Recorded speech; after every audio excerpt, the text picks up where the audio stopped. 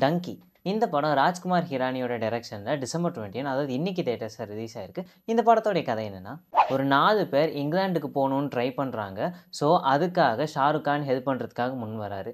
அதுக்கப்புறமா என்ன ஆச்சுன்றது தான் இந்த படத்தோடைய கதை. பொதுவாக ராஜ்குமார் ஹிரானி படங்கள் உங்களை சிரிக்கவும் வைக்கும், சிந்திக்கவும் வைக்கும்.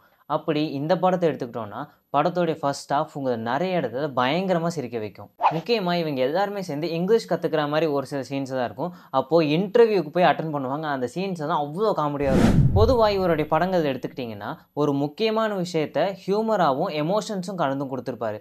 அப்படி இந்த படத்தில் இவர் விசா இல்லாமல் இங்கிலாந்துக்கு போகிற விஷயத்தை பற்றி பேசியிருப்பார்.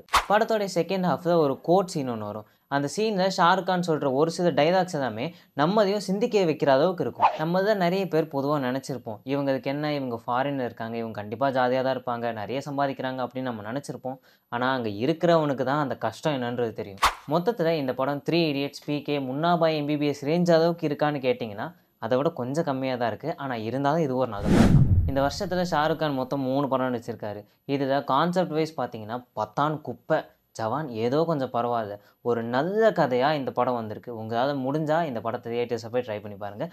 இந்த படம் தமிழ் டப்டு ரிலீஸ் ஆகுது. ஹிந்தியில் மட்டும்தான் சப்டைட்டிலோடு ஓடுது. இந்த படத்தில் ஒரு அடல்ட் சீனும் வராது. சொல்லப்போனால் ஒரு சின்ன கிஸ் சீன் கூட வராது. ஸோ இந்த படத்தை நீங்கள் தைரியமாக குடும்பத்தோடு போய் பார்க்கலாம்.